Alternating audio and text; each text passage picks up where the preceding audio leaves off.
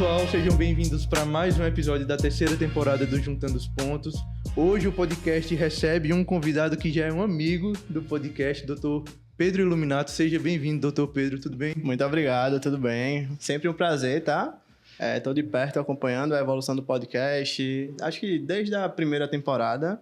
Então, assim, o que eu puder contribuir vai ser de grande valor hoje. Maravilha, Dr. Pedro é um amigo do podcast, está sempre nos bastidores aqui com a gente, já teve em gravação aqui com a gente também. E hoje a gente recebe ele para um assunto muito importante, que é saúde mental, num contexto muito específico de atenção básica, mas também num contexto de profissionais de saúde, alunos de medicina, enfim, esse papo vai ser muito rico, eu tenho certeza que você vai gostar, então fica até o final. Se você já está nas plataformas de áudio, já deixa sua avaliação, confia na gente, vai dar tudo certo, deixa a sua curtida. Manda para todo mundo, né, esse episódio e fica por aí que vai ser muito rico, com certeza. Antes de começar o papo de fato, vamos apresentar o nosso convidado. Então, o Dr. Pedro Iluminato, médico de família e comunidade, preceptor do curso de medicina da Uninasal, preceptor da Liga de Psiquiatria da Uninasal também, faz atendimentos em ambulatório no município de Bezerros com psiquiatria, trabalha como plantonista na clínica Vila Santana, tem pós-graduação em psiquiatria e está fazendo uma pós-graduação em preceptoria também. Então, vai ser um papo rico porque talvez a gente consiga falar tanto do contexto de saúde mental quanto do contexto de atenção básica, né, dadas as suas formações. Sim, vai ser um prazer poder contribuir um pouco, né, para a educação médica. Eu acho que, assim, dentro da minha formação, eu senti muita falta de ter alguém que andasse junto, que pudesse mostrar caminhos. Então, para mim é sempre um prazer estar junto dos alunos, estar fazendo parte desse crescimento, tanto pessoal quanto profissional. E a gente vai tocar em alguns temas bastante delicados, né? Saúde mental é um tema delicado. A minha formação é medicina de família, mas desde a minha formatura, em 2021, eu trabalho na área de psiquiatria. Então, assim, isso está na minha rotina desde então. E eu vejo uma necessidade muito grande de contribuir, tanto com alunos quanto com a sociedade, né? Acerca do tema. Show de bola. Eu acho que a gente pode começar tratando nesse papo que vai para muitas áreas sobre uma dúvida que é muito frequente nos alunos, né? Aqueles que já estão chegando mais perto da formatura e estão para decidir a qual área seguir, que tem a ver com o mercado. Como tu enxerga hoje em dia o mercado de saúde mental? E aí, te dando uma visão, né? A impressão que a gente tem, às vezes, na graduação é que é um mercado emergente. Cada vez mais as pessoas, aparentemente, estão descobrindo a importância de cuidar da saúde mental. E para nós, que ainda olhamos com certa distância, parece um mercado interessante para o futuro. É isso mesmo? A expectativa é essa? Como é que tu enxerga o mercado estando dentro dele? Eu acho que com a pandemia, o cuidado com a saúde mental de todo cidadão brasileiro aumentou consideravelmente. Por quê? Aumentaram muito os casos, tanto de ansiedade quanto de depressão, pelo isolamento social, por uma rotina diferente, né? Então, assim, adoecimento, perdas de entes queridos, processos de luto por consequência. Então, desde então, começou a ter um interesse maior, pacientes procurando psiquiatras sem aquele tabu, né? Poxa, eu vou procurar um psiquiatra, será que eu tenho alguma coisa mais grave? Ou então... coisa de dois, né? Exatamente, um estigma, né, social muito grande que existe acerca disso. Eu acho que isso caiu um pouco por terra após a pandemia, porque muita gente adoeceu do ponto de vista de saúde mental. Então, as consultas online cresceram bastante, internamentos cresceram bastante, eu digo isso com propriedade, porque atualmente eu trabalho numa clínica de internamento psiquiátrico, né, com convênio particular. Então, assim, lá na clínica que eu trabalho, na pandemia bombou, né? Até hoje a gente ainda tem casos gravíssimos, tanto de transtorno de personalidade, ansiedade, depressão, o que você imaginar a gente tem recebido. Quanto ao interesse, né? A residência médica de psiquiatria no último ano, no penúltimo ano, na verdade, foi a mais concorrida. E hoje ela ainda segue entre top 2, top 3. Então, assim, muitos estudantes de medicina têm ido para esse lado, né, da psiquiatria, da saúde mental. Por quê? É um campo que, do ponto de vista financeiro, tem uma valorização importante, reconheço, principalmente num consultório, visitas domiciliares. Então, eu acho que eles veem muito essa perspectiva financeira, obviamente, É uma especialidade que não tem procedimentos, então isso conta negativamente, né? Sim. Mas que tem uma demanda, principalmente do ponto de vista de pacientes procurarem atendimento, inclusive particular, sem muito aquele jeitinho brasileiro de tipo, tem como fazer um desconto ou algo do gênero, porque é um processo de adoecimento muito importante, muito sensível. E todo mundo se vê muito aberto, inclusive essa questão aí financeira, né, do pagamento. Sim. Então, acho que isso tem atraído bastante os alunos de medicina, projetos de extensão cada vez mais frequentes. A própria Liga de Psiquiatria aqui da Uninasal era uma liga, eu participei, eu fui presidente, né? Então, assim, é uma honra poder ser preceptor hoje em dia massa. da liga. Porque eu vi de perto o crescimento dela. Teve uma época, principalmente na pandemia, que ela deu uma diminuída e quase acabou a liga. Caramba. Porque pouca gente estava interessada. O pós-pandemia, a gente começou a ter um interesse maior, 2022, mais ou menos por ali, e a liga foi crescendo. Tivemos novos presidentes, um interesse maior, projetos científicos. Eles passaram aí lá na atividade prática, no Vila Santana. Então, eu acho que tem crescido bastante, né? Hoje, basicamente, nós temos consultório e plantão em psiquiatria, né?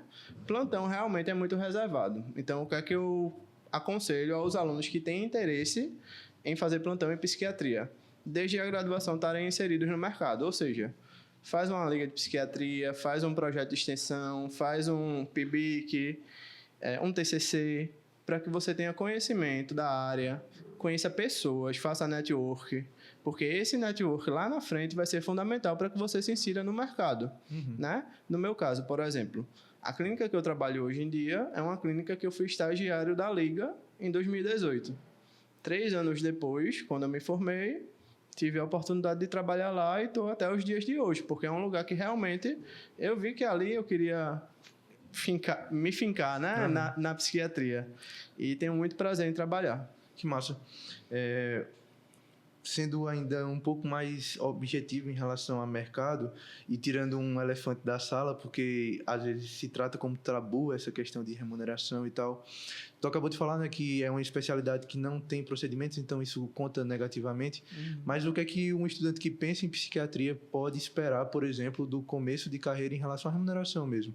Do começo de carreira, ou se tu tem contato com pessoas que estão mais à frente, né, qual é o estilo de vida que a pessoa pode levar, enfim, estando dentro da psiquiatria como profissional? Existem muitos caminhos, né, que podem ser seguidos.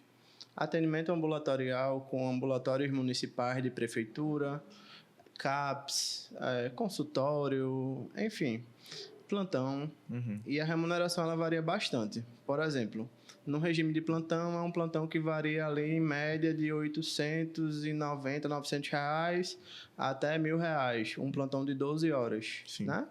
Isso sem a gente tirar o PJ, que o PJ é a pessoa jurídica, a gente vai ter um desconto ali para poder deduzir imposto. É o bruto, né?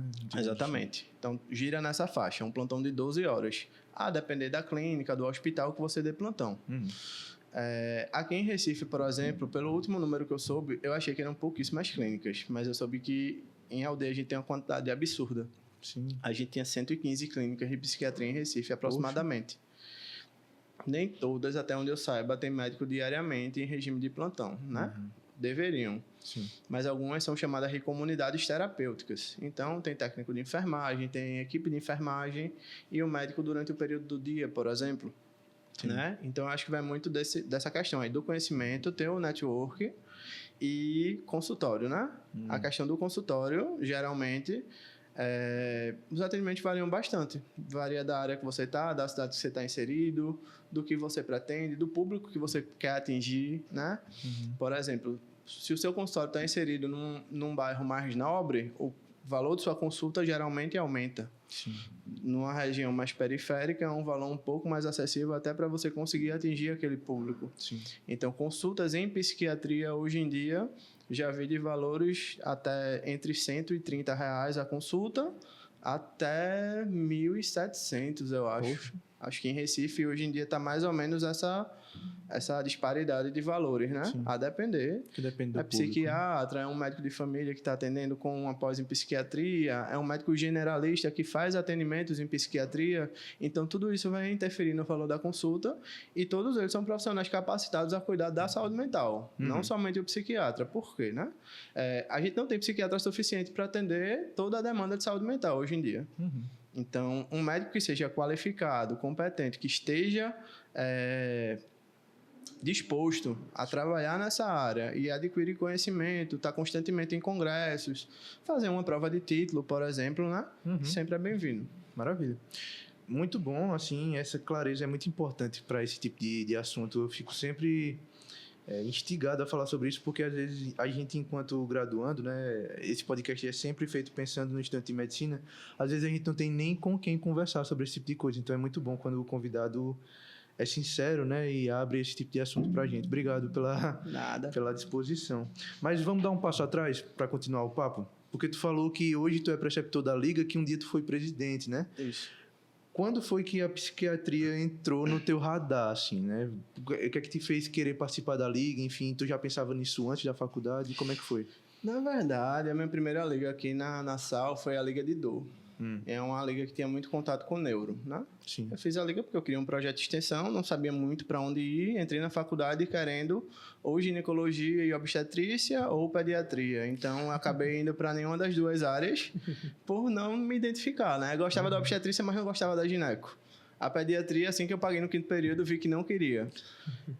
No 7º período, eu fui influenciado positivamente, eu digo, né? Uma ex-namorada minha, ela queria participar da Liga de Psiquiatria. E disse, vamos fazer a prova? Por que não?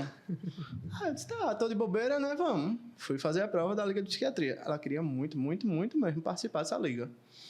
Eu estudei na véspera, não vou dar exemplo aqui positivo, infelizmente, deixei para estudar na véspera porque eu não estava tão interessado no momento em dar o gás, né, naquela prova. Sim. Passei, ela não passou. Ah, coitada, não passou. E tu passou. Aí, assim, gerou conflito, o relacionamento terminou. Não foi por conta disso, mas terminou, né? E entrei na Liga de Psiquiatria no final de 2017. Em 2018, comecei a Liga. Foi um ano de Liga intenso. Em 2019, assumi a presidência. Então, fiquei à frente de atividade prática, tive um contato melhor, tive uma liderança, né? Fiquei, na verdade, ainda em 2018 eu assumi a presidência, no final. Fiz simpósios, convidei psiquiatras famosos aqui de Recife, tive o conhecimento, o prazer de contribuir um pouquinho, né? De estar ali junto com eles nas palestras, e assim, para mim isso foi muito gratificante. Eu sempre fui muito travado, principalmente nessa questão de público. Sim. Então, isso sempre me gerou um pouco de ansiedade. É normal, tá, gente? A gente tem ansiedade no dia a dia, não é patológico. Mas, assim, eu fui para a presidência com o objetivo de ficar um pouco mais desenrolado, ter mais network, saber me comunicar melhor. E acho que isso foi de grande valia na minha formação. Hoje, quando eu olho lá para trás, eu digo, poxa, se eu não tivesse sido presidente, talvez eu não tivesse tão desenrolado, principalmente no meu pós-formatura. Eu acho que eu não teria uma liderança, não teria uma posição de firmeza no meu plantão. Então, acho que assim foi fundamental para mim. Foi uma coisa que eu não pensava de início, mas que eu fui me achando dentro da graduação. É interessante, né, como a graduação vai te dando a oportunidade de adquirir habilidades diferentes que não tem a ver necessariamente com a técnica, né, com a medicina técnica, mas com habilidades de liderança, de falar em público, enfim, que são tão importantes também, né, na carreira. E aí chegou no final da graduação, tu fez uma residência em medicina da família e comunidade. Isso, não foi direto, né, assim, eu trabalhei durante um ano em UBS, um ano não, um pouquinho mais. Até 2021 e 2022 eu trabalhei em UBS, me identifiquei com a área porque assim, eu sempre gostei da rotina, né, do SUS, saúde pública, lidar no dia a dia com o paciente assim, que tem uma vulnerabilidade social. Sim. Então isso sempre me fez, a parte humana sempre me foi muito tentador participar dessa rotina, sabe? Sim. Instigante também. Então, desde o momento que eu entrei na minha UBS, eu via que eu podia contribuir bastante para trazer uma melhor qualidade de vida para o meu paciente. E acho que isso aconteceu e me realizou muito durante o período. Eu terminei a faculdade querendo a residência de psiquiatria e foi justo na época que a residência de psiquiatria começou a ficar mais acirrada, né? Então, assim, eu teria que ter um pé de meia financeiro para ajudar minha família. Eu moro com minha mãe, a gente se ajuda hoje em dia. Então, assim, eu preciso contribuir dentro da minha casa financeiramente. Só com o valor da residência eu não conseguiria isso. E a residência de medicina de família, ela traria um pouco dos dois. Ela traria esse lado de saúde mental, que a gente vê muito na unidade de saúde, né, da família. E ela traria também esse posicionamento, esse equilíbrio financeiro no momento para mim. Então, eu acho que medicina de família uniu essas duas coisas e num momento muito oportuno. Sim. Ainda pretendo fazer uma residência de psiquiatria ou uma prova de título posteriormente, sim, mas hoje eu sou muito realizado como médico de família e estou com atuação numa área que eu adoro, que é a psiquiatria. Maravilha. Então, já vamos puxar esse gancho, né? Como tu enxerga que, obviamente, né, a gente sabe que todo mundo tem isso como senso, assim, né? A atuação de saúde mental dentro da atenção primária deve ser uma coisa importantíssima e tu deve fazer isso todos os dias. Principalmente porque o acesso a especialistas é muito dificultado, né, no sistema público. É por isso, então, que existe um foco dentro da residência de medicina de família e comunidade em relação à saúde mental? Existe, de fato, um foco? Como é essa questão? Não é bem um foco. A demanda de saúde mental é uma demanda muito importante. Eu acho que a gente tem, sei lá, se fosse quantificar, 50% da demanda da gente é saúde mental. Caramba, 50%. E nós não temos psiquiatras suficientes, né, como eu já comentei, para todos os pacientes. Então, não adianta ficar só renovando receita semanalmente. Se o paciente é um paciente com esquizofrenia, por exemplo, ele continua ouvindo voz, ele continua instável, apresentando risco para a família. Eu estou ali no posto só para renovar a receita? Não, eu preciso ser capacitado para avaliar aquele paciente e ver como eu posso contribuir. Poxa, ele só vai ter uma consulta com um psiquiatra daqui a 6 meses. Em 6 meses, muita coisa pode acontecer. Inclusive, ele pode tentar tirar a própria vida, tentar contra a vida de alguém. Isso traz um prejuízo, assim, sem precedentes. Então, a gente precisa ser capacitado para fazer a avaliação desse paciente e os ajustes medicamentosos necessários, além dos não medicamentosos. E aí, a gente conta com o apoio da equipe multi, né? Sim. A psicóloga da unidade de saúde da família. A gente conta com a assistente social que vai estar à frente desse cuidado. Então, a gente tem reuniões, às vezes, para debater o caso do paciente, formar um plano terapêutico singular, que é um plano de cuidado com todos os profissionais ali da unidade que vão estar envolvidos no plano do paciente, né? Naquela linha de cuidado. Então, acho que isso é muito importante. Então, eu senti essa necessidade e fui cada vez mais me capacitando para isso. Fui atrás de uma pós, adorei a pós que eu fiz, tive muito conhecimento teórico. Na clínica que eu trabalho com plantão, eu fui vendo na prática aqueles casos que eu estava vendo na teoria da pós.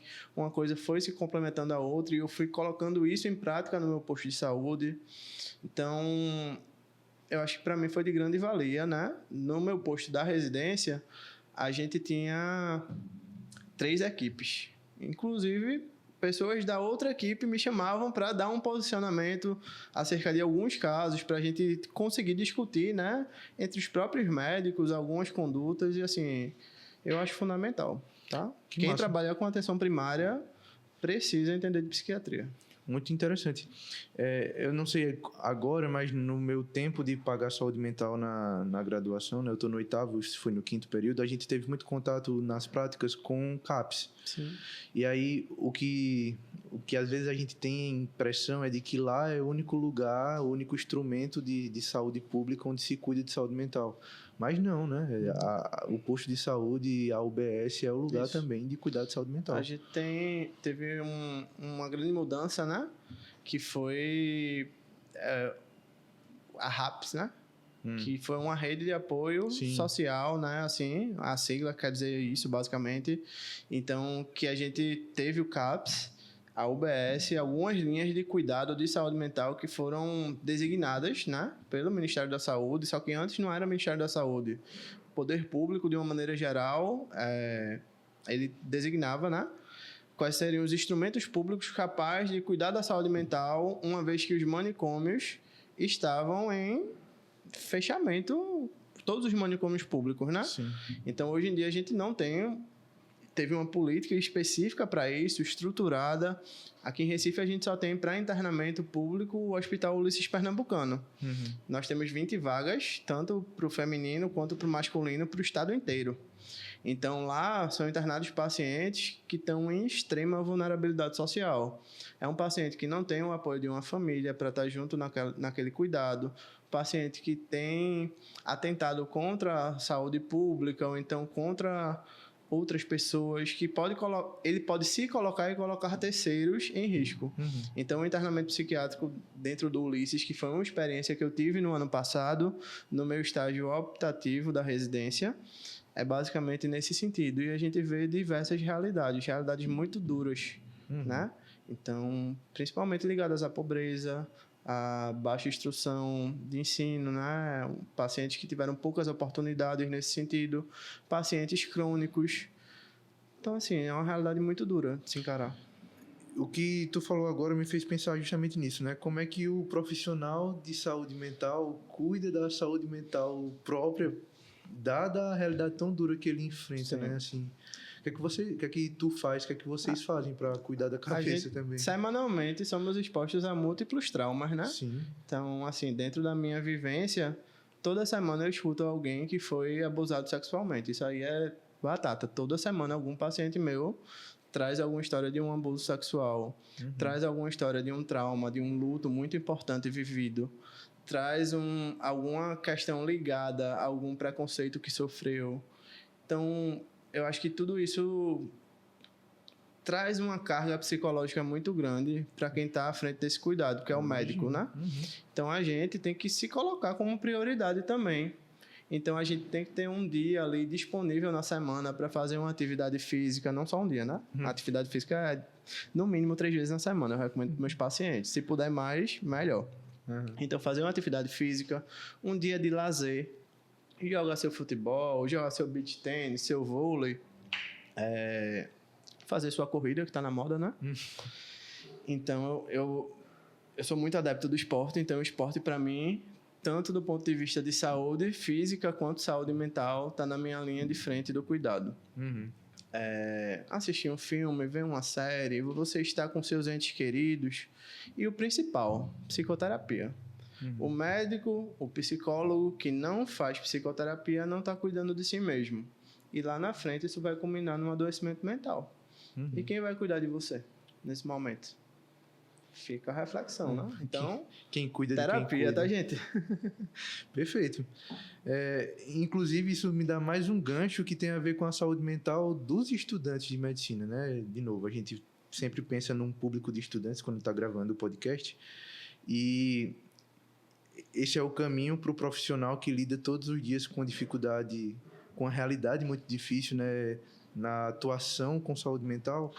Mas a rotina do estudante de medicina tem suas peculiaridades que também trazem uma carga mental bastante pesada, né? Assim, de cansaço, de cobrança, de preocupação com o futuro, e aí ansiedade, enfim, esse tipo de coisa. Como tu enxergava na tua época, né? Tu tinha algum tipo de cuidado em relação a isso? Ou tu percebia algum cuidado em relação a isso com os teus amigos, colegas, enfim? E se não, como tu recomenda que se faça um tipo de cuidado de saúde mental ainda na graduação? Para mim, tem 3 coisas que eram muito pesadas durante o período de graduação, né? Que pegavam muito para mim. Cansaço físico, porque a gente tinha uma demanda de horários, tanto de aula quanto de estágios, muito exaustiva. Então, eu chegava em casa querendo nada, nem malhar, não queria fazer nada. Deitar e ficar existindo por no mínimo 1 hora, até pensar em pegar um livro para estudar. Então, cansaço físico, acho que era muito importante para mim, pegava muito durante a rotina. Mental, né, por consequência. Psicoterapia eu não fazia, realmente, pelo fator financeiro. A gente sabe que fazer terapia hoje em dia é caro. Tem consulta que, assim, é mais barata, R$100, R$200 a sessão. Então, é ali, no mínimo, seus R$300, R$600 por mês, em média. E a gente sabe que isso pesa, principalmente para quem não tem condições, como estudante ainda, né, que depende dos pais para se manter financeiramente. Então, assim, essa questão da terapia eu não consegui colocar durante a graduação e, para mim, eu acho que seria muito importante. Assim que eu me formei, foi uma das primeiras coisas que eu coloquei por conta da rotina exaustiva. Sim. Basicamente, eu acho que essas duas coisas eram... E a pressão também sobre as provas, sabe? Quando chegava o período de prova, era um período que a gente se sentia mais pressionado ainda. Pressionado a performar, pressionado pelos pais, pressionado por si mesmo. Eu acho que muitos alunos têm uma autocobrança, assim, no limite. Então, não quer só tirar o 7, quer tirar o 10 para ficar com o currículo perfeito para a residência. Na minha sala, muita gente filava. Não vou dizer que não filava. Filava para tentar ficar com o currículo perfeito. E assim, nunca foi da minha prática, né? Nunca gostei de filar. Eu preferia ficar numa final do que filar. Sim. Isso acontecia com certa frequência e me incomodava, né? Passei por algumas situações difíceis dentro da graduação. Tirei nota baixa, gente. Acho que qualquer ser humano aqui tira nota baixa, fica triste, fica mal. O negócio é como você vai reagir a essa adversidade dentro do curso. Em algum momento ela vai acontecer, porque você vai baixar a guarda, sua saúde mental em algum momento vai dar uma titubeada e isso vai refletir na nota, vai refletir no seu desempenho, no seu rendimento, né? Então, graças a Deus eu consegui dar a volta por cima nesses momentos aí em que eu tive altos e baixos dentro de notas. E estou aqui, graças a Deus, formado com residência e podendo contribuir com a formação dos estudantes. E o que é que eu vejo dentro da rotina de preceptoria, né? Eu vejo muitos estudantes estafados. Sim. Muitos deles acabam, por exemplo, chegando no estágio e acabam não rendendo tanto quanto poderiam. E eu sou muito de conversar, tenho uma abertura muito grande com meus alunos e eu pergunto o que é que está acontecendo? Estão fazendo prova? Ou então vieram de outro lugar? Vão ter aula de tarde? Ah, vão ter aula de tarde. Vamos tentar agilizar aqui para eu liberar vocês uma horinha mais cedo e vocês conseguirem chegar com mais tranquilidade. Então, assim, eu tento ser parceiro nesse sentido do meu aluno para que eu também contribua com essa saúde mental dele, né? Não adianta eu estar cobrando dentro do estágio de um ambiente de aprendizado se eu vou deixar aquele paciente estafado. Já aconteceu, inclusive, de pacientes dentro da consulta perceberem que alunos estavam mal, estavam num dia ruim, estavam tristes, chorosos ou algo do gênero e trazerem isso para a consulta. Né? No meio, dentro da consulta, comentar sobre isso. Então, isso leva a muitas reflexões. Né? Com certeza. Outro ponto, acho que dentro da graduação e que é importante destacar, né? Não sei se também tu tem alguma vivência com isso, da tua época ou de agora, recebendo alunos, que tem a ver com automedicação. Eu vejo muito, né? Pessoas que querem tomar medicação para ficar acordado mais tempo, medicação para melhorar a concentração, medicação... Enfim, e vai se somando automedicações e com certeza isso é uma bomba que vai estourar em algum momento. Né? Isso combina em ansiedade, em internamentos, inclusive. A automedicação nunca é recomendada, só que os estudantes de medicina, por acharem que já estão dentro da área, já dominam o assunto, entendem a psicofarmacologia da medicação, sabem como ela vai atuar no seu sistema nervoso, acabam trazendo como um recurso de produtividade. Só que a gente tem várias outras possibilidades. Por exemplo, se você tem uma rotina bem estruturada, com seu sono adequado, suas 8 horas por dia, praticando sua higiene do sono, que são os hábitos saudáveis, evitar usar o celular perto da hora de dormir, evitar televisão. Então, a gente consegue equilibrar muito melhor esses fatores e ter um desempenho ainda melhor do que com a medicação. Tiver fazendo sua atividade física, tiver com seu lazer em dia, tiver com essa velocidade desacelerada. Às vezes, esse medicamento que vai potencializar o seu rendimento, vai potencializar ali na hora da prova. Só que, posteriormente, ele pode trazer uma ansiedade residual. E para a gente tratar essa ansiedade, vai demorar muito mais tempo. Caramba, que interessante, né? Cobra-se o preço, né? Cobra-se o preço, exatamente. Acho que um outro ponto muito importante que dá para trazer para esse papo, e aí talvez até dentro da atuação na atenção primária, é a saúde mental especificamente no público masculino. Por que eu estou trazendo isso? Primeiro, porque esse podcast não é feito somente por minhas mãos, né? Hoje, excepcionalmente, eu estou apresentando ele sozinho, mas temos a outra host desse podcast, que é a Larissa. Infelizmente, ela está doente e aí melhoras, Larissa. Espero que agora ela já esteja bem. Mas, oportunamente, estamos aqui 2 homens conversando sobre saúde mental. Sim. Acho que isso não é muito comum e até muito tempo atrás isso não acontecia em canto nenhum. E aí, um dia desses eu vi no TikTok mesmo, né? E é bom trazer para essa conversa a título de curiosidade, não de afirmação, mas que não é uma coisa que está na cabeça das pessoas, mas a saúde mental dos homens é uma coisa meio escanteada, assim, né? Tanto não se procura como se deveria, como se tem um tabu a respeito de saúde mental, e quando o cara procura é porque ele é fraco, é porque ele é menos homem, enfim. Na tua atuação, tu percebe uma procura maior, tu percebe uma procura menor, tu percebe um acometimento maior? Como é que tu enxerga? Para começar, a arte imita a vida, né? Eu queria deixar aqui uma reflexão de uma música bem famosa de Pablo. Porque homem não chora. Homem chora. Chora frequentemente, mas chora calado. Homem tem um processo de adoecimento mental muito importante. Homem fica triste. Às vezes ele não demonstra. Por quê? Porque o homem exerce um papel de liderança, um papel de chefe da família, né? Um papel de protagonista no sentido social. Socialmente, ao longo dos anos, a gente sabe que existe muito uma estruturação nesse sentido. Hoje em dia, obviamente, a mulher vem ganhando cada vez mais protagonismo dentro do mercado de trabalho, dentro do ambiente familiar. Isso é muito importante. Dividir esses valores, né, dentro de casa, eu acho que vai trazer muitos benefícios. Mas a gente está nesse processo ainda. Né? E o homem ele ainda se sente muito intimidado nesse sentido, de demonstrar as emoções. Às vezes parece uma necessidade de autoafirmação. Autoafirmação mesmo. Também, isso. Recentemente eu atendi um paciente, esse caso me chamou muita atenção. Eu atendi um paciente que ele chegou para mim e disse, doutor, eu tenho ficado muito mal. Eu disse, mas por quê? O paciente chegou tranquilo e tal, começou falando sobre Naruto. Aí eu, sobre Naruto, como foi isso? Não tô entendendo. Ele disse, não, é porque minha mulher, ela tem assistido um anime com meu irmão. E às vezes eu fico meio estranho. Eu disse, meio estranho como? Sei, me incomoda. Aí eu afastei ele assim, fiquei junto dela. Ele percebeu, ela percebeu. Isso foi a primeira vez. Da segunda vez, terceira vez, eu fui começando a achar estranho. E eu acho que ela tá tendo alguma coisa com ele. Eu disse, mas se eu tenho certeza? Ele disse, olha, certeza eu não tenho. Perguntei se ele ouvia voz, se ele via vulto. Tentei algum sinal ali, psicótico.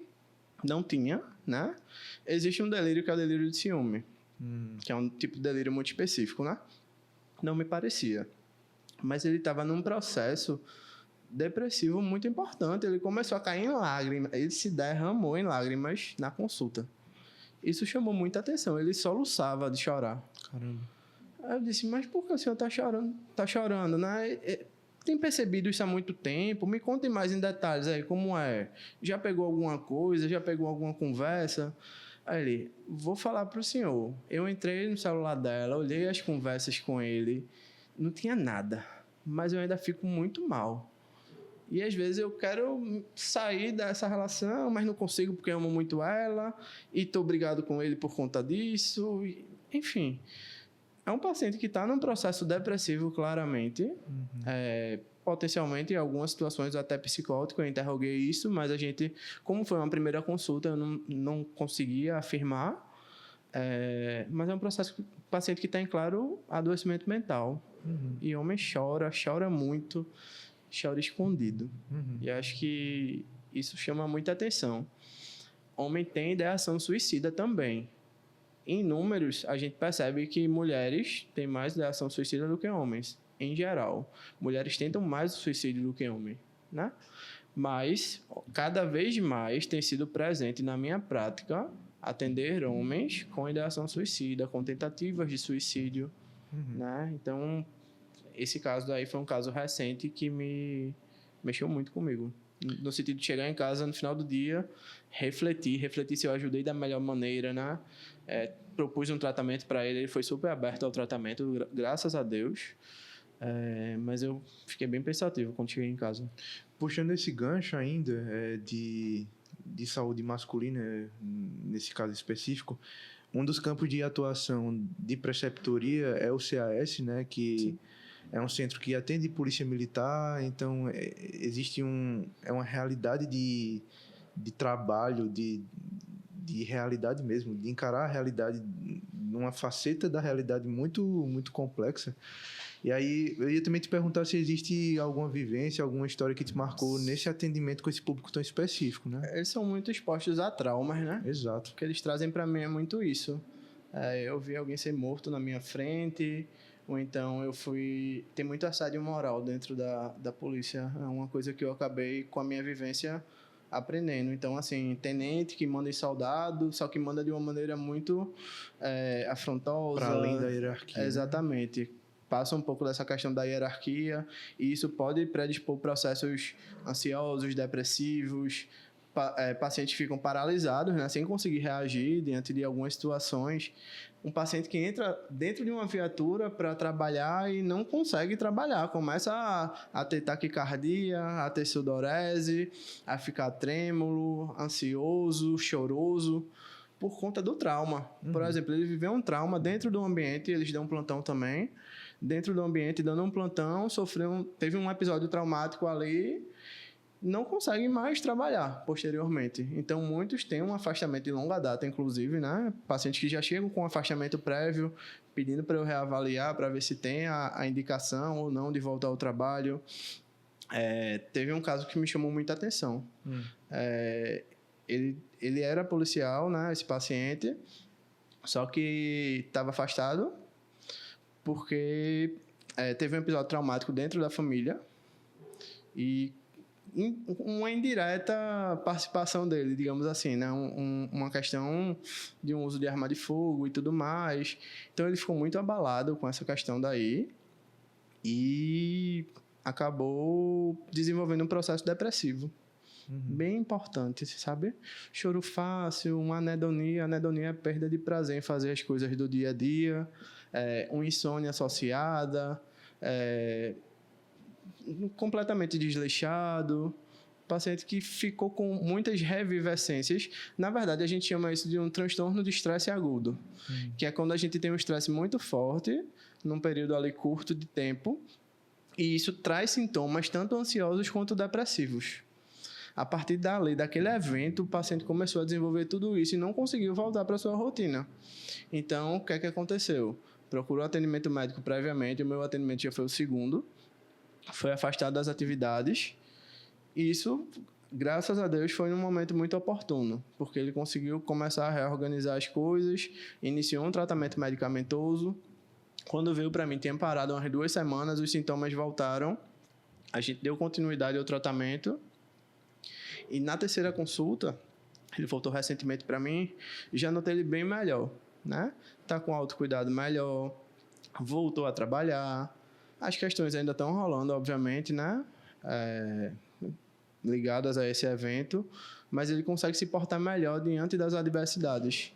E para mim isso é muito satisfatório, porque eu começo a ver que o paciente está reagindo àquele episódio traumático. Muitos pacientes às vezes não reagem. E aí abre um quadro depressivo, abre um quadro de um estresse pós-traumático, se isso durar mais de uns 6 meses por ali, né? Então, a gente tem que ficar bem atento a esses sinais. E, principalmente, a população de policiais, que é essa população mais exposta aos traumas. Sensacional esse alerta, né? E já encaminhando nosso papo, talvez, para uma reta final, eu queria te perguntar o que é que nós, enquanto estudantes que vamos nos formar generalistas, como a gente pode contribuir, assim, né? Eu digo numa perspectiva de preparação mesmo, né? Quando a gente recebe aqui, por exemplo, alguns especialistas que são de outras áreas mais clássicas, digamos, um cardiologista, enfim e tal, tem doenças, tem coisas que a gente precisa dominar, mesmo sendo generalista, para poder dar um bom atendimento. Em saúde mental, o que é que um generalista precisa dominar, digamos assim, para prestar um bom atendimento também? Deve dominar transtornos de humor, que é uma prevalência altíssima. O que são os transtornos de humor? A gente engloba depressão, ansiedade e transtornos mistos. Além dele, que para mim seria 50% do que o generalista deve dominar, os principais transtornos que a gente acaba atendendo dentro da atenção primária. Quais são? Transtorno bipolar está inserido nisso. Transtornos de personalidade, como o transtorno narcisista, borderline, psicopatia, né? Transtorno bipolar, já falei. Sim. Esquizofrenia, né? Acho que tendo o domínio desses temas, principalmente, a gente consegue ajudar de uma maneira bem, bem legal nossa população. Maravilha. Tem algum desses que tu destaca, assim, talvez por ser ser um pouco mais difícil de manejar, talvez por ser um pouco mais prevalente do que os outros? Difícil de manejar, eu acho que diria que seria um transtorno de personalidade, que realmente precisa do dedo de um especialista para que aquele caso avance de uma maneira mais significativa. Tu já teve alguma história sobre isso? A gente é muito curioso com a história. Várias. Transtorno de personalidade é bem prevalente, sabe? Uhum. Então, são pacientes, principalmente borderline. Eu acho que borderline hoje está em voga. É um assunto que está na internet a todo momento. O que é o borderline? É o paciente que tem comportamentos extremistas, né? A gente diz que é 8 ou 80. É um paciente que ou está feliz da vida, sorrindo, gargalhando, ou está depressivo num polo de que, tipo, poxa, isso não vai acabar com minha vida, é melhor eu mesmo tirar minha vida. Caramba. O paciente borderline, ele tem esses polos. É diferente de uma bipolaridade. A gente enxerga o borderline como esses dois polos, mas a gente não chama isso de bipolaridade. O paciente bipolar é uma outra questão e é um diagnóstico diferencial que a gente faz, tá certo? Mas, assim, um paciente muito difícil de manejar é o paciente border. Eu tenho alguns, mas assim, ele responde melhor à psicoterapia do que a medicação. Então, a medicação, ela vai segurar um pouco aquele impulso dele. É um paciente muito impulsivo, que tenta suicídio com muita frequência, principalmente com ingesta medicamentosa ou coisas do gênero, na autolesão. Uma autolesão é potencialmente fatal, né? Então, são pacientes que tentam com muita frequência tudo isso e acabam no internamento, por exemplo. Então, é um paciente muito difícil de manejar. Numa atenção primária, sem a gente ter um acompanhamento conjunto do especialista, é um paciente que se perde. E se esse paciente se perde, a chance de um desfecho negativo é muito grande. Sim. Eu acho que, assim, se fosse elencar um que a gente deve tomar mais cuidado nesse sentido de ter mais atenção, ter um contato com a família, conversar e apresentar os riscos à família, que eu acho que isso é muito importante. Dizer, se o paciente apresentar uma tentativa de autolesão, um discurso de morte, alguma coisa do gênero, ele tem a indicação de um internamento psiquiátrico. Não retarde isso. Porque a família, ela tem muito o tabu ainda, né, do internamento, como se fosse aquele internamento do passado. Hoje em dia a gente sabe que não é. Então, se o paciente tiver indicação, a gente precisa colocar ele num ambiente seguro durante alguns dias para que ele seja medicado. Eu gosto de fazer uma analogia dizendo que a UTI da psiquiatria é o internamento. É um paciente que vai estar em cuidados intensivos. Ele vai ter medicação, todos os horários corretamente aplicadas. Em casa a gente não consegue garantir isso, porque ele esquece a medicação, ou então ele não compra. Sempre vão ter adversidades do dia a dia. Vai ter uma rotina, que é muito importante. Café da manhã, almoço, jantar no mesmo horário, atividade física, psicoterapia todo dia, atendimento médico todo dia. Então, assim, a rotina do internamento é uma UTI dentro da psiquiatria. Eu gosto de fazer essa analogia. Caramba, é muito interessante explicar isso, porque para nós que temos contato com a área médica com um pouco mais de proximidade, a gente sabe que essa realidade antiga tá superada, assim, né? Mas ainda existe no pensamento popular uma crença de que o internamento em psiquiatria é uma coisa, às vezes violenta, às vezes restritiva, e não é, né? Pelo que tu está explicando, existe um processo que é, inclusive, muito saudável. Inclusive, um processo de alta que é uma alta muito assistida.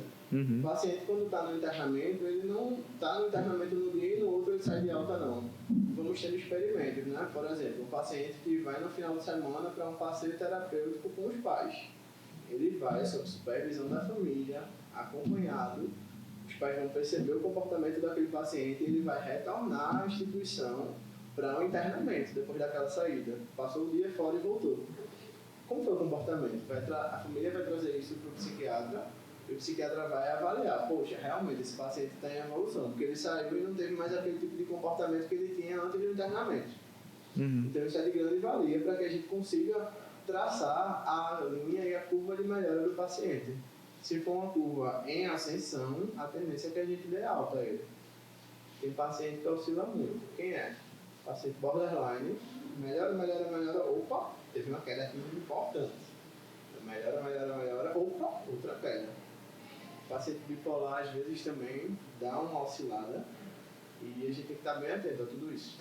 Entendi. Paciente esquizo, né, esquizofrenia, geralmente responde bem à medicação. E por que ele interna? Ele interna porque ele para de tomar medicação quando ele não está no internamento. Então, quando o paciente para de tomar medicação, desestabiliza e interna. Internou, voltou a tomar a medicação, estabiliza. Aí vai de alta. Entendi. Muito interessante esse processo, né? Quer dizer, a gente não tem contato mesmo. Uma outra questão que eu ia levantar é justamente sobre essa questão da rotina, né? Do internamento. Então, a pessoa que é internada nessa área de saúde mental, ela tem acesso à atividade física, ela tem acesso à psicoterapia, não é só tomar remédio e ficar lá deitado. Vou falar um pouco da minha vivência, né? Na minha vivência, a gente tem psicologia diariamente. Diariamente eu digo até dia de domingo, tá, gente? Então, assim, é um plantão de 12 horas que as psicólogas dão na unidade que eu trabalho. A gente tem médico 24 horas, psiquiatra segunda a sexta, e os médicos plantonistas ou são psiquiatras ou trabalham na área de saúde mental, né? Áreas afins, no gênero. A gente tem uma equipe de educação física que promove atividades lá diariamente, então dança. A gente tem uma piscina, então uma hidroginástica, um polo aquático, caminhadas, eles têm uma área que dá para fazer uma caminhada dentro da própria unidade. Sim. Então a gente estimula bastante. Tem um karaokê, tem bingo de vez em quando que a gente faz lá. Então assim, uma rotina bem terapêutica nesse sentido. E alguns pacientes, à medida que o internamento vai andando, né, podem receber visita dos familiares, fazer ligações. A partir do momento que o paciente vai estabilizando, a gente vai flexibilizando dentro do internamento. Então, o paciente consegue falar com a família dia de terça e quinta, ou terça e quinta sábado, por exemplo, depende muito do paciente.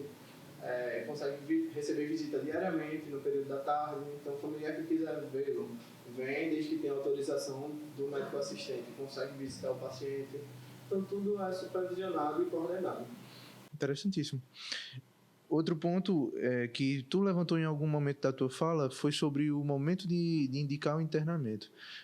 Ainda também, né, uma coisa que está no pensamento é que o internamento é só para um momento de crise descontrolada. Mas, de fato, qual é o momento de pensar no internamento em saúde mental? Risco iminente para si mesmo e para terceiros. Dentro do internamento, a gente recebe um papel do Ministério Público, que a gente precisa comunicar esse internamento ao Ministério Público. Então, a gente coloca a justificativa, né, dizendo que o paciente apresenta, por exemplo, né, paciente fictício, agressividade, hostilidade, autolesão, ideação suicida, então fala veementemente com ideação e planejamento de morte. Isso ele está apresentando um risco para ele mesmo. Ou então um discurso hostil direcionado à sua família. Ele está colocando a família em risco e isso pode trazer alguma consequência negativa. Risco a si mesmo, risco a terceiros, igual a internamento. Tá? E a gente sempre vai avaliar, poxa, a família não quer internar. A família tem autonomia. Se a gente for olhar o Código de Ética Médica, a autonomia é um dos princípios, né? A família tem a autonomia de decidir sobre o internamento, então parentes de primeiro grau, pai, mãe, irmãos, esposa, esposo, tem o direito de assinar o internamento e tem os tipos de internamento, né? Internamento compulsório, internamento involuntário, internamento voluntário. O voluntário, obviamente, o paciente vai até a clínica para pedir para internar. O involuntário, a família interna o paciente e esse familiar de primeiro grau consegue assinar o termo. E o compulsório, geralmente, a justiça pede para internar um paciente que apresente algum risco para a sociedade, por exemplo. Então, a gente tem alguns... Antes a gente chamava de manicômios judiciários. Hoje em dia estamos usando outros termos, né? Já que o termo manicômio é um termo ultrapassado, pejorativo. Então, seria mais ou menos esses 3 tipos de internamento que existem. Maravilha. Doutor Pedro, que papo elucidador, digamos assim, né? Muitas dúvidas que eu tinha particularmente foram sanadas agora. Caminhando para o final, eu só queria que tu dissesse à nossa audiência como te encontrar, né? Já que tu tem esse trabalho na preceptoria, trabalho na saúde mental, rede social, enfim, como é que a galera te encontra? Eu costumo dar algumas dicas no meu Instagram, né? meu Instagram, quem quiser pode seguir, @Dr. Pedro Iluminato. Eu acho que vão deixar aqui na legenda. Vai estar tudo na legenda. Pode botar na legenda, tá? De vez em quando eu dou algumas dicas, eu sou mais tímido, então de vez em quando eu compartilho alguma coisa falando, que é mais raro, mas eu coloco muitas postagens, ou então eu compartilho conteúdo de colegas psicólogos, colegas psiquiatras, colegas médicos de família, generalistas que têm boas possibilidades de contribuir com saúde mental. Então eu compartilho esse tipo de conteúdo, se for do seu interesse. Siga lá que a gente pode trocar uma ideia, pode tirar dúvida, pode deixar aqui nos comentários também, tá? Boa. Que eu respondo todo mundo, vou tentar responder com o meu perfil pessoal. E é isso, foi uma honra participar com vocês mais uma vez, né? Então, que puder, estou aqui para o que der vier para contribuir. Maravilha. Doutor Pedro, obrigado mais uma vez. Obrigado a disponibilidade, obrigado a sinceridade no papo, obrigado por elucidar tantas dúvidas. E você que ficou até o final, não esqueça de deixar a sua avaliação, o seu like, o seu comentário. Mandar esse episódio para todos os seus colegas, né, da área de saúde, enfim, aqueles que são interessados em saúde mental e aqueles que não, para que conheçam, que se interessem e que cuidem de si também, enfim. Foi um papo com certeza que dá para todo mundo. É isso, até o próximo episódio. Tchau, tchau.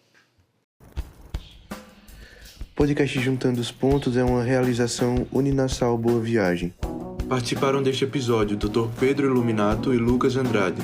Produção: Aline Duarte, Jamile Macias, Karine Henriques, Kaline Barbosa, Larissa Melo, Ana Beatriz Teixeira, Valentina Vasconcelos, Nicolas Cavalcante e Lucas Andrade. Edição: Nicolas Cavalcante e Lucas Andrade.